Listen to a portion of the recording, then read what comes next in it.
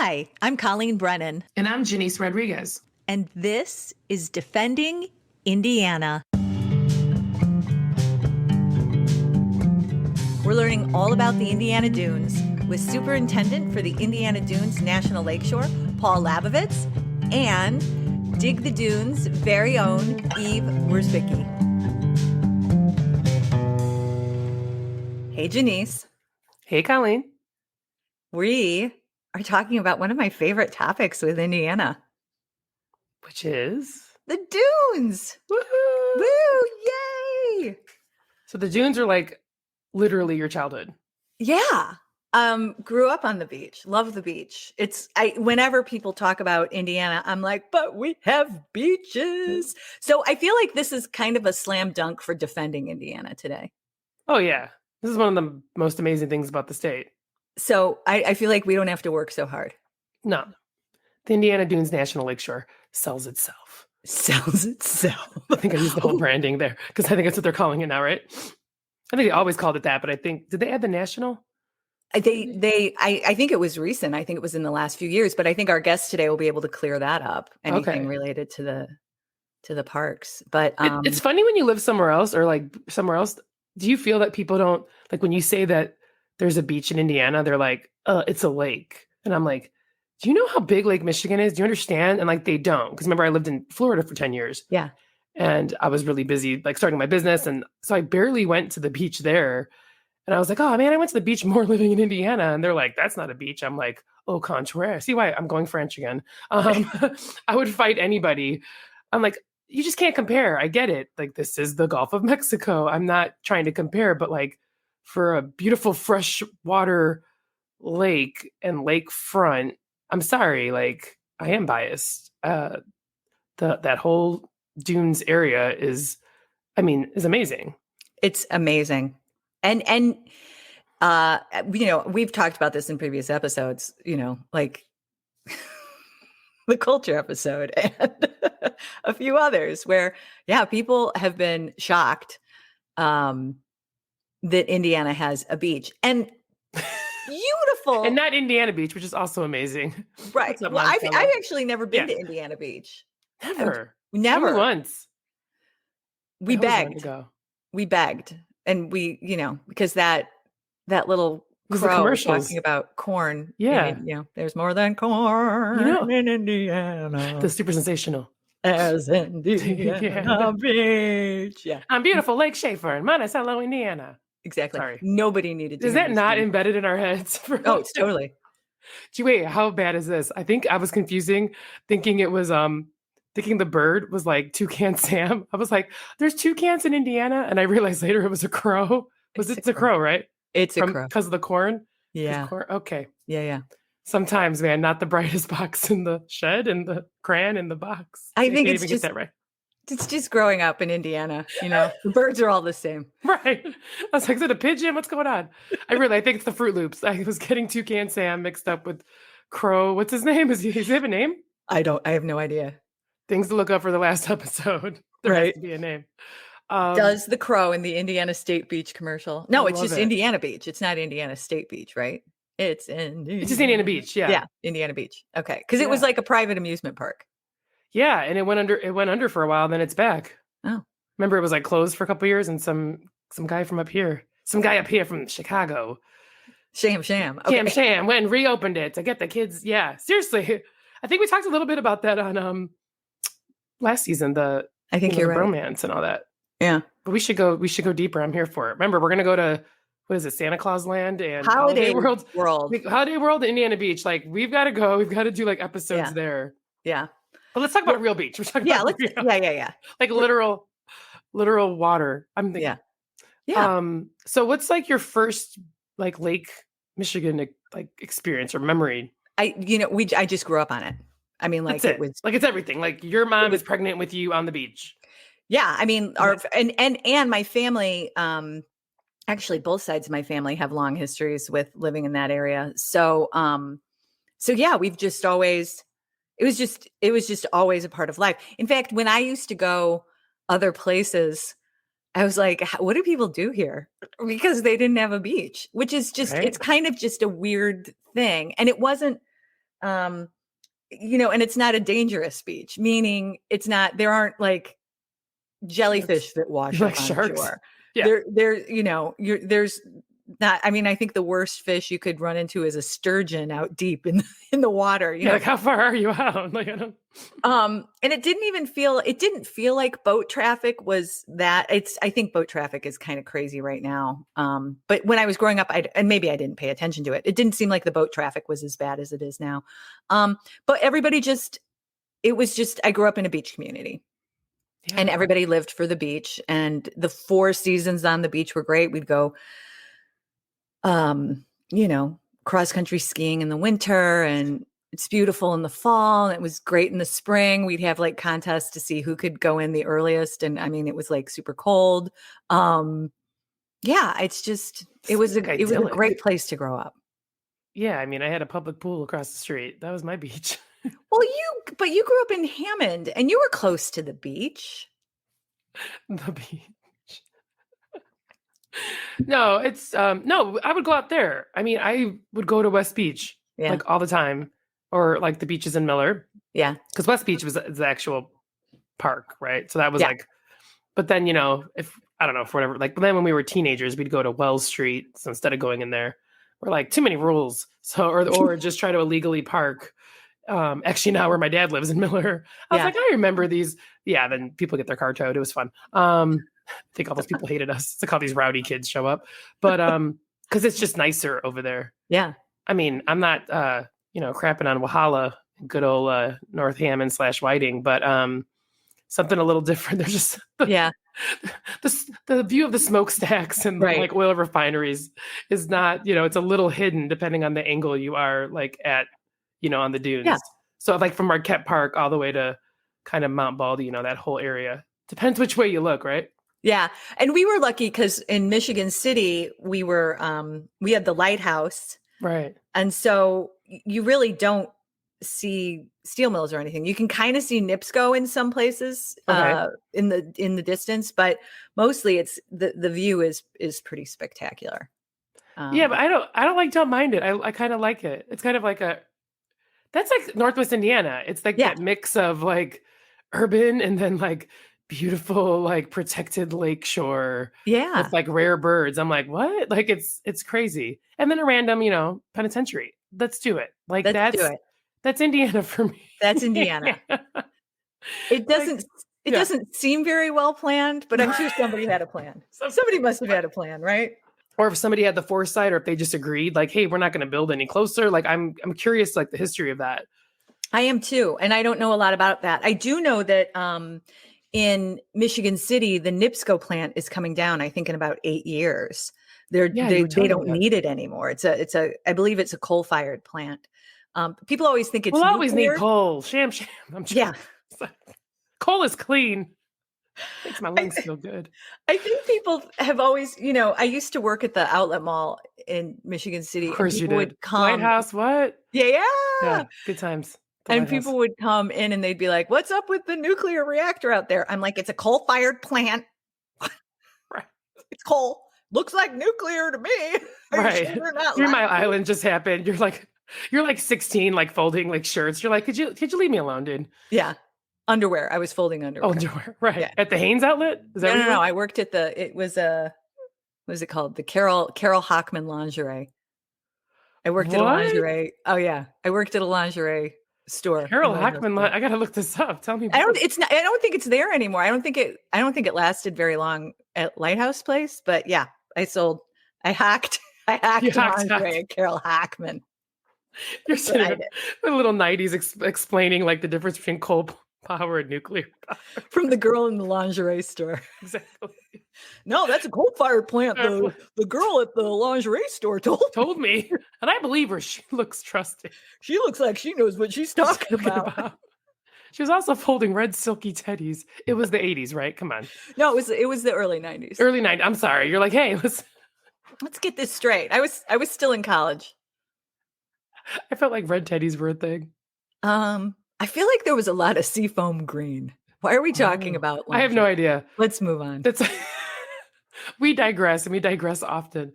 I always was jealous of I think anywhere where you're like a lake or a water, like there's just a difference about living on it. Like Yeah. even in Florida, there's people who are like a mile, like whatever, they could walk and it's still like this different thing, like the closer you are. Like I feel like there's a culture to anything, water, like even on a river, or I don't know what it is. I'm a Scorpio. So like, no, and surprisingly, Scorpio is a water sign. So Is it? it is. You would think it's a land. See? Yeah, Scorpio is a water sign. And I really do love water. Yeah. And so I like need to live by water. I need to Yeah. live like within like 5 to 10 miles of like a body of water. I will say that one of the reasons why we moved back up north from Indianapolis, my mouth is working, from Indianapolis, Mhm. was because of water. I hated being landlocked. They got a And river so- down there. What? Don't they have that river, that thing? My friend had a little pontoon Yeah. boat. What's it called? The geyser or something? Yeah, the Geist. Guys, there we go. I'm like the geyser. But it was Do not listen to Jenny. She knows nothing south of US 30. I'm sorry. I just make stuff up. There's a geyser down in Indianapolis. geyser. Right in the middle of Marion County. Again, with the accent. Nobody sounds like that. That's like Texas. Okay, I'm sorry. Yeah. Horrible. So no, but that wasn't. I mean, I wanted like a body real of water. I got you. You know. Yeah. So Chicago. Indianapolis people are like, that is real water. I know. And it is. It's great. Stop And it's being a beautiful. snob. I'm not But it's true, but we're snobs because we're on Lake Michigan. yeah. It's different. It's just Yeah. I mean, there was, this is going to sound super cheesy, but I'm going there. I'm leaning in, Janice. Hard. You can, there were nights when like I would spend the night at a friend's house who lived like on where I lived, there was like a road that ran on the lake, and one side was the beach and one side was the hillside. So I had some friends who lived, like over the hills, maybe 2 or 3 hills over from the beach. And you can still hear the lake. Like if you open up your windows and the lake is rough or it's windy outside, you can hear the lake whoosh. And it's just the coolest thing. Like it's such a sound that you don't realize you miss until you don't have it anymore. Oh, I know. It wasn't cheesy. That was sweet. Oh, good. Yeah, it was lovely. So anyway, I actually miss that here. I mean, we live pretty close to the lake here in Chicago, just like maybe 2 miles away. And we walk down to the lake frequently and walk along the lakeshore. But Wait, you walked to the lake from your house? Yeah. Oh, that seems so far. It's not far. It's like 2 I'm miles. like the laziest city person. I was like, it's the worst. You are really close. I'm like, you walk? Yeah. That's a nice walk. It is a nice walk. But it's not quite the same because it's strikingly beautiful, but it's not like nature. You don't feel like you've got the trees and the sounds of the leaves and then it's just different. You got like the cabbies are honking and someone's cussing and there's weed everywhere. Somebody's hitting you with their divvy bike. It's not as relaxing. Let's just say the Chicago Lakeshore doesn't have that same, I was like sitting, like I hit by a bike last time. I was like, would you watch? There's like people trying to do like Tour de France racing. I'm like, this is just a walk. Could you stop going 50 miles an hour on your bike? Lance Armstrong, arm wrong. Yeah. I'm right on North Avenue. I'm just so far west. I would not walk, but it's true. During the pandemic, well, also remember it was closed, and I remember there was a big uproar about that. Oh, that's right. I forgot about that. Yeah, we weren't allowed to go to the lake. Isn't it amazing what you that was block weird. I remember. Yeah, I was like, "Who are you to tell us we can't go to the lake?" But there you have it. So I think I wonder. I want to ask our guest if was like the lakeshore open during the pandemic. So Michigan City's public beaches were closed that first summer. Just the summer, though, right? Yeah, but then people came. A lot of people came down to where my parents live to go to the beach instead. And illegally park all over Long Beach. You know what? It's almost impossible to park. They've made it. Well, that's a whole other episode. I mean, Sam Miller, like where my dad is. Yeah, people like block in his like handicap van. I'm like, I'm gonna kill you. Yeah. But yeah, it's hard. It's a whole thing. Yeah, it's a whole thing. It's a whole other thing. episode. Not Parking worth- in the National Lakeshore. Remember, I said today is all about Sandy happiness. Right. So- See, and I ruined it by talking about parking. Our guest today started his National Park Service career in the Rivers and Trails program and would go on to serve in Philadelphia for the Midwest Regional Office at Cuyahoga Valley National Park in Ohio. He has worked in park and protected area projects in over 25 states and in several European countries. He is now the superintendent at Indiana Dunes National Lakeshore. Please welcome Paul Labovitz. Yay. Hey, hi, Very, Paul. very nice to be here. Welcome. We're really glad to have you because we are eager to learn more about this beautiful, wonderful place that we've admitted we know nothing about other than our own personal experiences. Right. So can you just start by giving us a little bit of a history, sort of a condensed Cliff Notes version of the park? Sure. I usually start that question by saying 4 billion years ago. Literally. But there was a movement in 1916 to create a national park system. The first director of the national parks was a guy named Stephen Mather, who was a Chicago businessman. And he talked about Indiana Sand Dunes National Park as one of the first national parks, but it didn't work. World War I was on. Indiana industrialized some of the coast. And it took the conservation community 50 more years to get the National Lakeshore established. And it was actually an Illinois senator, Senator Paul Douglas, who was the park legislation sponsor. Our name changed to Indiana Dunes National Park in 2019. And, depending on the audience, I tell people it's one of the most ecologically diverse places in North America. And to the business community, I say that the national park is a $15 million company that takes care of a $500 billion public asset that has $1 billion of economic impact in the region every year. Wow. So, yeah. It's cool. Wow. He knows his audiences. I'm so glad we have you here today. Yeah. Well, you touched on this just now because we had spoken earlier. How were they able to kind of stop more industrialization? Was there like a point at time where, U.S. Steel looked at Inland Steel and said, hey, don't go any further? Or did the government get involved? No, so the park actually was part of a deal struck in the middle of the 1960s when the Port of Indiana was created. And so the horse trading that tends to go on politically when things are happening at the federal level and state level, basically Uncle Sam said, we'll give you the port if you give us the National Lakeshore.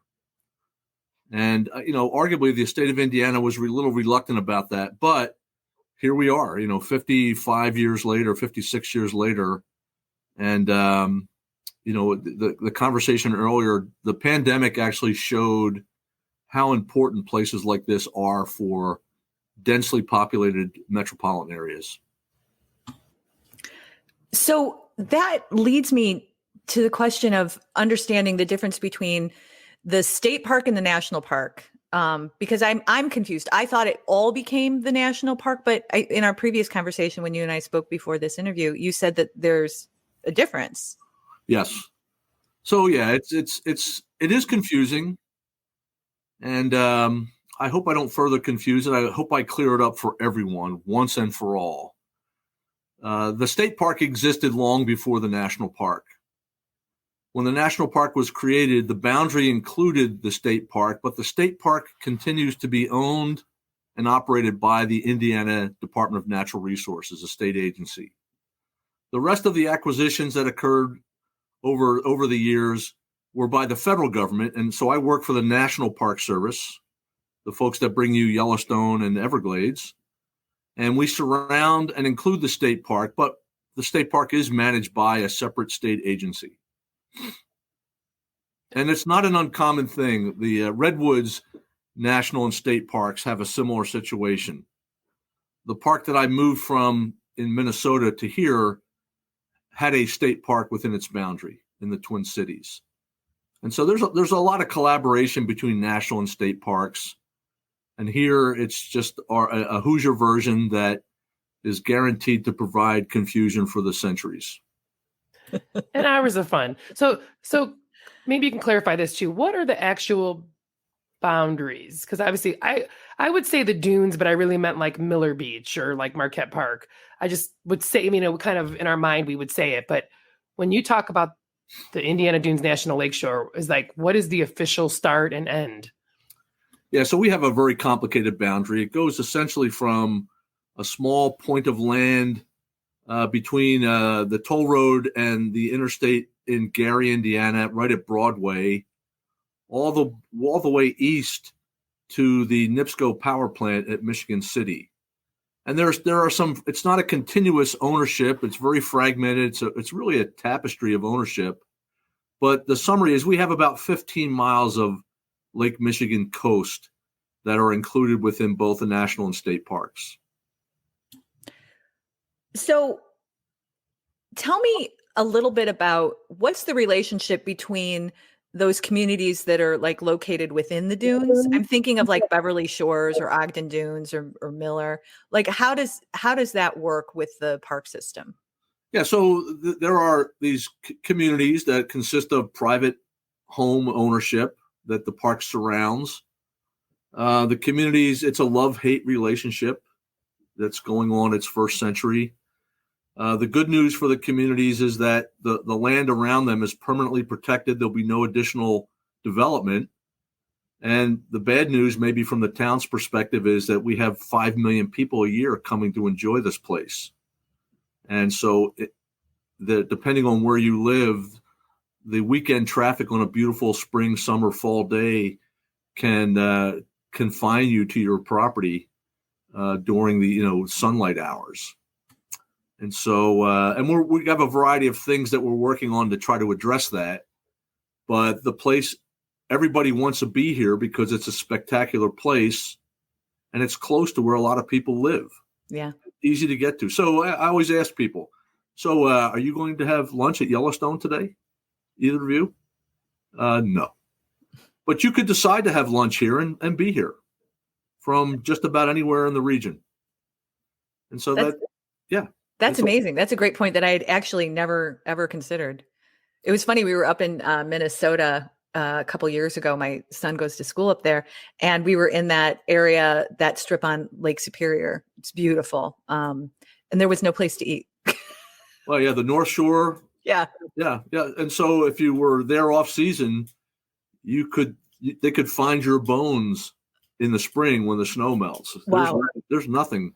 There's nothing up there. Yeah. And so that's a real asset to the Indiana Dunes. So tell us in like your best words, why should people make a trip to Indiana Dunes? So there's a million reasons. In my best words probably would get censored, right? I'm from Philly. Not on our podcast, Paul. Okay. But I think you work for the government, so I'll proceed with caution. I will be polite. No, this is so I came here in 2013 for a sabbatical for my job in Minnesota when the previous superintendent retired, and I told my regional office I would love to come here for 2 months. I have absolutely zero interest in applying for this job. I mean, who dreams of working for the National Park Service in Indiana, right? And so I came here in September of 13, and 2 days later I called my wife. We were living in Minnesota. And I said, this is amazing here. Friendly people. The park is spectacular. The cost of living is really reasonable. I absolutely want this job, and I got the job. And so there's a lot of reasons to come here. Beaches. Like I grew up in Philly, went to the Jersey Shore. So to lay on a beach and look north and not smell salt, it still freaks me out. All this fresh water is amazing. The biodiversity I talked about. I'm a forester and a wildlife biologist by training. And so I'm a nature guy, even though I grew up in the city. And I see things here every day when I take people out and watch their faces as they see, cactus growing in Northwest Indiana. And they see plants that you would normally see in the Arctic growing in Northwest Indiana. And a lizard will scamper across your feet this time of year. And there are 350 different species of birds that you'll see during the course of a year. And, on and on and on. And it's buried, almost hidden from and within one of the largest metropolitan areas in the country. So I have not heard about lizards. Right. I saw your face and mine. There's no lizards in Hammond. What? So wait, can you tell us a little bit about the wildlife in the dunes? Because I grew up near the dunes, and I'm still surprised sometimes when I see certain things that I didn't see when I was growing up. But I'm fascinated about the lizards. Yeah, so I was out with a couple of folks who were here from Central Europe 2 days ago, and we actually have a sister park in Warsaw, Poland, that we collaborate with. We also collaborate with national parks in Costa Rica around those neotropical migratory birds, because our summer birds winter in Central America. And so anyway, in the western half of the park, the Portage Lakefront, West Beach, we have a species of skink that's fairly common in the summer. If you take a hike out there on any warm day, you're going to see lizards scampering across the hot sand. Yeah. And I learned something last year, and I haven't seen one, but even further west, the Miller Beach, Marquette Park, and further west, there's a lizard called the glass lizard. It looks like a snake, a legless lizard, and it's a really unusual reptile, and apparently they're historically found here. And so my goal is to, before I become ashes, is to see one of these glass lizards in Indiana Dunes National Park. We have one species, a very rare species of rattlesnake here, the Massasauga, the pygmy rattlesnake. We have 3 species of carnivorous plants. So stay on the trail. The autumn colors, because of the hardwood tree mixture we have here, the colors are better than Vermont. We just don't have the same topography. I sent my brother, who was in Philadelphia, a photo of the beach when I first came here, and he thought I was in Mexico. And I said, "No, man, I'm in Indiana." He said, "Ha ha ha, where are you?" And I said, "Look at your map. I greet people. Welcome, greetings from coastal Indiana." And they tilt their head like your dog, right? Like, right. What do you mean by that? No, come visit. And then when they visit, they said, "I had no idea. The governor of Indiana was here in August." And I stood with him at the Portage Lakefront, and he stood there with his hands on his hips, and he said, "I keep forgetting that we have this." And he was just thunderstruck, almost literally, because there was a storm out on the lake that night. Just coming in real fast from the east, yeah. You see the Chicago skyline, and then you look down, and there's a hognose snake crawling across the path, chasing a toad. That's where a lizard's running by you, and it's going through the cactus and the poison ivy, and you're sitting there going, "This is just." And then, oh, by the way, there's a steel mill right next door. Mm-hmm. So pay no attention to the heaviest of industry in America that the park surrounds, and yet it's still one of the most biologically diverse places on the continent. That's just amazing. Every day my head explodes here.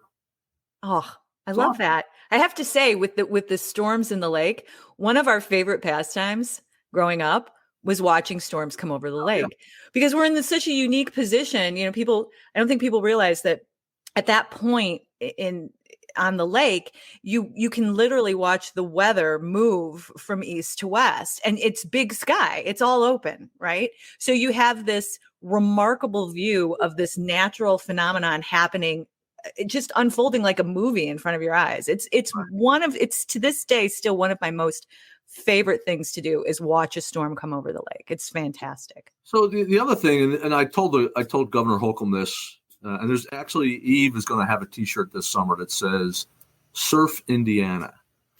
So when we get a northwest wind, and that's the prevailing winds here, we get 20-foot waves on Lake Michigan, and we have people who surf here. And so it reminded me of a postcard I saw. My regional office is in Nebraska, and I saw a postcard, a guy in corn stubble. It said "Ski Nebraska." haha. But, Surf Indiana. Did you ever think you'd ever see a T-shirt that said that? No. And I was out there a week and a half ago, and there was like 8-foot waves, and people were surfing. Yeah. So, it's crazy. It's crazy. I've seen people at the Michigan City beach doing that wind sailing. Yeah. And just huge groups of people wind sailing out by the lighthouse. And on calm days, people on stand-up paddle boards just, going back and forth. And I'm surprised that we have a couple shipwrecks offshore here, and people are discovering that, diving is becoming a little more popular. Paul, you're like blowing our mind right now. We know nothing of this. I didn't know. So that's my job, right? Come to visit the national park and have. I'm like, shipwrecks. What? This is the first time hearing of it. Okay. So, it's there's more to this park than sitting on the beach. And what's really weird about the beaches here is, if people are there to sunbathe, they actually have their backs to the lake. They're facing south, and again, from the Jersey Shore, when you're facing the east, people are actually facing the water sunbathing early in the day. And it's just, people with their backs to the lake on an Indiana beach. There's just nothing normal about that phrase. And yet every day you come here and you smell suntan oil and the seagulls are squawking and you're just going, where am I? What is your personal favorite thing in the dunes? Yeah, so I tell people my go-to spot is Coles Bog, the Coles Bog Trail. And if you had a half a day, you come here, you take this great hike along the edge of this bog, which is actually a fen, which is determined by the soil acidity. And you see all these cool plants and animals. And then you hike up a dune, and then you come up to the top, and you have this unbelievable view of, a piece of 20% of the world's fresh water supply. And you turn your head to the west and you see Chicago and a power plant and a steel mill. You turn your head slightly right and you think you're in a wilderness area. And you're in Indiana. And in the fall, as you're hiking up the dune, the understory is covered with a species of huckleberry, and all the leaves turn deep red, and it looks like the forest floor is on fire, and you're in Indiana. And so I've been on the trail twice this last week. We had a birding festival here over the weekend. We had 1,000 people from all over the country and the world here for 4 days birding. And I led a walk on the Coles Bog Trail. And, I bet we saw 45 species of birds in 2 hours. Wow. And it's, the warbler migration is on, and I'm not that good of a birder, but you see the serious birders, they're trembling, that's a Carolina, or that's a Tennessee warbler, or there's a Philadelphia warbler, there's a worm-eating warbler, there's a warbler, and they're going like, I see a little bird off in the distance. And unless it's really obvious, I don't know what it is. Like the scarlet tanager, for example, completely bright, almost fluorescent red with jet black wings. Here in Indiana. I feel like cheated. Where do I see these things? Yeah, so don't go to Costa Rica. Come to Indiana. Tropical birds.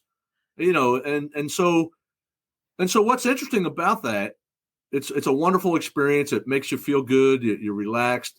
It also has a gigantic impact on the region's economy.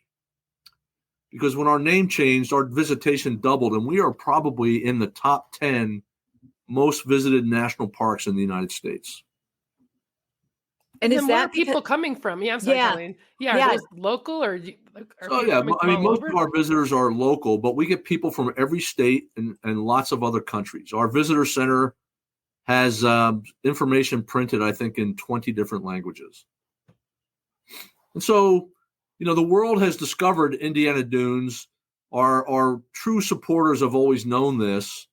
And I think different elected officials and business owners are starting to rise to the occasion and recognize that the park is an economic engine, an economic force that we should protect and quote unquote exploit properly, because we're all about jobs, quality of life, and all the things that every region in the country struggles for. We have it here.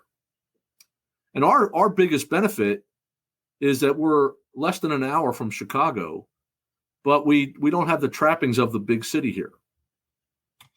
Yeah, you're close enough that you feel like if you wanted to do anything related to big city stuff, you can get there in no time.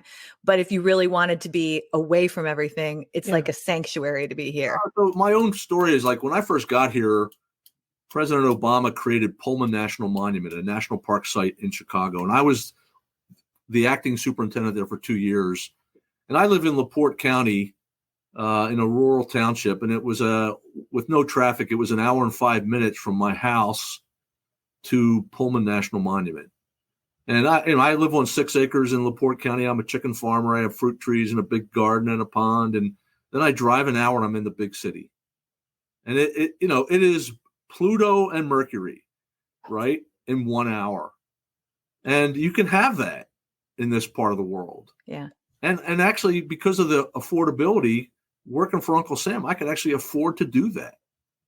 Whereas a lot of my friends who work in the great places like Yellowstone, live in a park house that they pay outrageous money for, that they probably have a little mouse trap line as a hobby, because hey, Paul, don't give all your secrets away. Your coworkers are like, wait a minute. No, listen, I'm from Philly. I'm always looking over my shoulder. Right. You're still a city guy at heart. But you're right. And I think we forget that we have both. Like within an hour, we have literal like wilderness beach, urban city, rural, quiet, and it all within like this region. Like it's amazing. It is amazing. Well, looking over your shoulder all the time reminds me that I wanted to ask you about safety in the dunes, because in my experience, and I hate to bring such a downer in, but people don't understand the force of Lake Michigan. And it's something growing up on Lake Michigan that we were acutely aware of all the time. We knew what to do and how to respect the lake and when to go in and when not to go in. So both dunes and wildlife, I want to know about safety, and the lake, if you can give us some tips for having a safe summer. Yeah. So Lake Michigan has the dubious honor of being the Great Lake that has the most drownings every year. And again, that's not a surprise because there's a lot of people who live close to Lake Michigan, and this region especially. But I always tell people this, that the most dangerous part of your visit to the national park is Interstate 94. That if you arrive here safely in your car, you've just completed the most dangerous thing you've done that day. And so short of doing something stupid like, I don't know, swimming in rough water when you don't know how to swim, or drinking too much and then thinking you're going to go swimming in a rough Lake Michigan, this is a very safe place to be if you just pay attention and use common sense. So I'm not as concerned about, I'm concerned about public safety, but the thing that's grinding people up in this part of the world are automobile accidents and not drownings or bee stings or tick bites, which are hazards here. From a workman's compensation perspective for the employees that work here, the most dangerous thing about working at Indiana Dunes is the potential exposure to tick-borne illnesses, because ticks are everywhere. One disease makes you allergic to red meat. If you get bit by this tick, you get a disease that makes you allergic to red meat. And you might as well just... It's like my nightmare. What? Yeah, you just might as well kill me rather than, you can't eat red meat anymore. I'm a steak and potato kind of girl. This would not work for me. Oh, no. I never heard of this. That's so bizarre. Yeah, I've never heard of that. The Lyme disease is what everybody knows about, and it can be terrible. But there's several more because of climate change and different species of ticks changing their ranges. Rocky Mountain spotted fever, Powassan virus. There's all kind of crazy things that ticks can give you. It's real easy to prevent that stuff, but it's out there. Wow. All right. The more you know. So unfortunately, we have to wrap up this part of our interview, but there are 2 questions that I ask everyone who comes to Defending Indiana. And my first question is, what is your favorite thing about the state of Indiana? So I think it's one of the most friendly places I've ever lived. This is a very friendly part of the world. And coming from Minnesota, which was a beautiful state, but not really that friendly, Indiana it almost had to take a step back and say, wow, this is real. These people are really friendly. So that really didn't surprise me, but it was very pleasant to experience. Oh, that's so nice. I'm glad to hear that. All right. So if you could change one thing about Indiana, what would that be?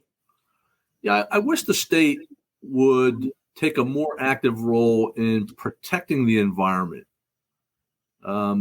Indiana, Ohio, Illinois are all industrial, agricultural-based states, and I understand the need to build things out of steel and to feed animals and people, but the heartland here tends to favor those activities versus keeping water clean, keeping air clean, and so we struggle a lot here with the inputs of industry and agriculture and development on the quality of the air and water. And I just wish the state were more proactive in that kind of environmental quality attention.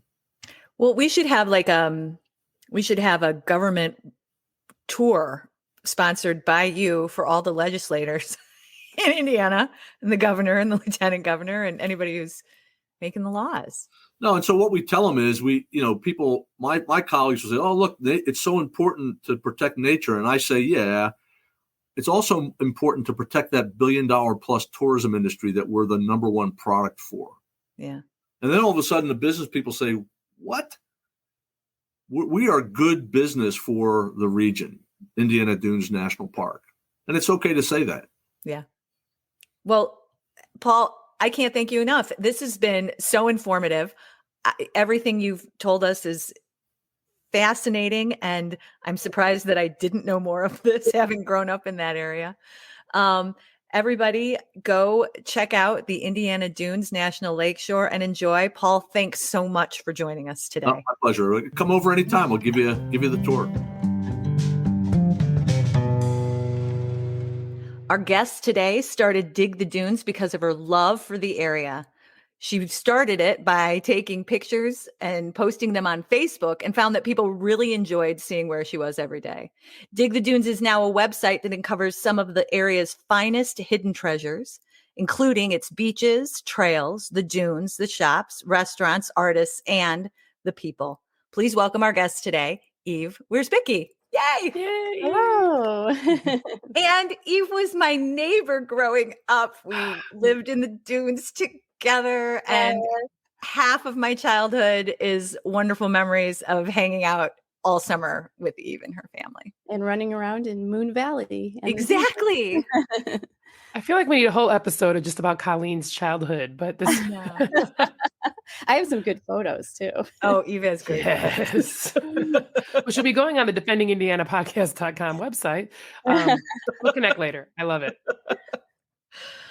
Eve, okay, so we just spoke with Paul Labovitz about the national park, learned all this amazing stuff. But one of the things that he was really highlighting is the fact that the dunes are an economic force for the state of Indiana.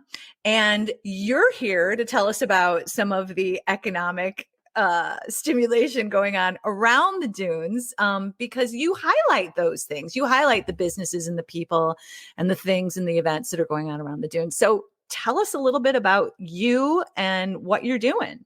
Yeah, so there are tons of great local businesses in the area. They're all around like Dunes Highway 12, which stretches through the national park.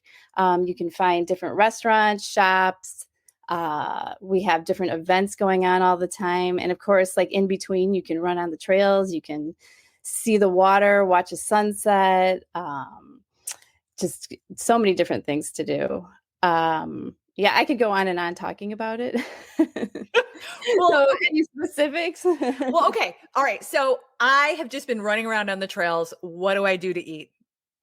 So there are some great restaurants, and I can start highlighting them. But on digthedunes.com, the website you mentioned, I do have a local directory, and it is categorized and has places to eat, places to drink, cool things to do. So you can see, I know like Joe and Freddy's just opened. That's right on Highway 12. Great food. They have music. A lot of the places around here highlight local musicians. So you can always go out and see someone playing acoustic guitar or a local band. Cool. So you talk about the artists, and this is kind of special for me, as I'm sure it is for you, because your parents are artists, or were artists, and we grew up having sort of like this amazing exposure to the Landsman family, Eve's family, and learning a lot about art and really growing an appreciation for it because of your family. So tell us about artists in the area and what's going on with that. There are a ton of artists in the area. Labovitz Art Center, which is in Michigan City, has been doing a lot of different things. They are really stepping out. They have a great festival in the summer. We worked with them over the winter because sometimes the businesses get slower in the winter. So we did a makers market, and we had like 6 or 7 different businesses where people could go to each of the different shops and make something. So Lou Besnick did a collage. People could do a little notebook that they put together. Another place made these little gnomes. So that was really fun to do something and bring people out to do more crafts than art. But there is a lot of different stuff in Chesterton. There's always a summer art fest. There's a great one kind of going over the border a little into Michigan. There's some good stuff. But really Lou Besnick really stands out with some new and great exhibits that it's a must stop when visiting the area. All right. So you actually tell us a little bit about you, because I know your story, but you lived in Chicago and then you moved. So talk a little bit about it's kind of a big deal to like decide to move out of the city, and you didn't go to the suburbs. Tell us a little bit about. No, I did not want to go to the suburbs. That's not my thing. So we were driving around different places in Indiana. I was thinking possibly moving back to Michigan City where I grew up, but I did want to be closer to Chicago. So living in Ogden Dunes, it's so easy to get into the city. I just hop on the train in Ogden Dunes. The train station is at the front gate, basically, of where I go in. So I can go back whenever I want, and it's very easy. But I find that since I've moved to Indiana and back to Indiana to the dunes, it's just so much more calming. I like the open space. I get a little. You don't miss the screaming when I go into the city now. I do get a little anxiety. Right. You don't miss the constant honking and the yelling and the flipping off. I literally walk out my back door and I'm in the national park. I go for runs. I run down the street a couple blocks and I'm at West Beach, where I can run up and down Succession Trail, where it's like one of the best trails in the area. It's called the Indiana Dunes Dare now, but there's a path that has stairs, and just you're surrounded by nature and the beach, and it's something that once I got here, I knew I was going to be here and stay. Aw. And it was, when we were growing up, Eve's family actually didn't move permanently up to Long Beach until when? You were older. They kept the apartment in Chicago for a long time. I remember we had a sleepover there once. Yeah. So they like to have that to go back, but I moved and went to school in 6th grade in Indiana. And I really wasn't a fan as a child. I mean, I was ready to get out. Went to IU in Bloomington, and then was like, I'm headed to Chicago. And I loved it when I was there. And, it was a great time in my life being there. But then once started a family, and then just came here and love it. What is the trail stop? I still don't, we've talked a little bit about this, but I need to know more. Yeah. So it was always a dream of mine to have a little tap house or some sort of little cafe. I love local beer and I love to promote it. And so the opportunity came up. I was actually talking to Paul, and there's Portage Lakefront and Riverwalk, which is just down the road from me. Also, another one I could kind of hop over to ride my bike, and decided to open up. It's a concession more of a cafe. We serve beer and wine. We have music every Thursday and every Sunday. So I like to feature the local musicians. We also we make our own food, but we also have a lot of food from local businesses. So again, always partnering with the local businesses. We get our pretzels from Arturo's Bakery. We're going to do flatbread this year, which we get from Arturo's, which is in Michigan City. We get our ice cream from Valpo Velvet, which is in Valparaiso. Been there forever. You guys should talk to them too sometime, because they've had an ice cream place forever and they're awesome.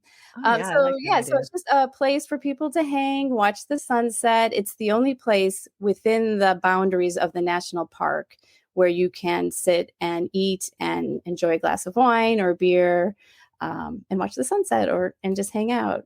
And we do different events there too. So we're going to do a wine and cheese party. We're going to do a jazz supper club event. We do runs around the area. Just keeping people out, keeping people there even in the winter time too.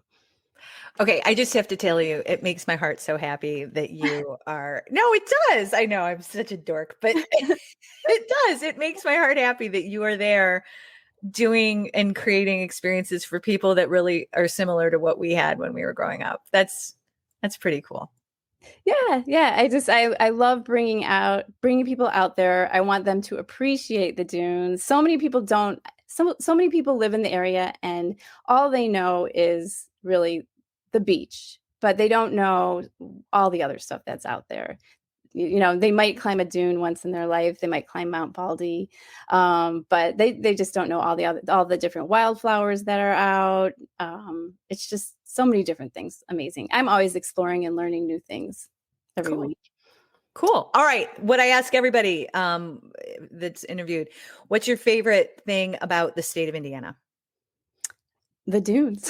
Can I say that? Of course you can say that. You can say whatever you want. And the sunsets too. Oh yeah, I agree. Yeah, I love your photos of the sunsets. I'm always like. I don't know. Yeah, and anybody capture them so well. They're never alike. Always something different. Right. Anybody who's not following Dig the Dunes on Instagram, follow Eve. Her photos are amazing. Eve, what's your Instagram handle? It's at Dig the Dunes. On Awesome. Facebook, Instagram, Twitter, and now TikTok. Ooh. You guys on TikToks yet? Oh, Eve, I still don't know how to do this. I finally got into it. I will find you. I will follow you. Follow me back. I have like 3 followers. Yeah, me Can't too. keep up. All right, Eve, and then tell us if there's one thing you could change about Indiana, what would that be?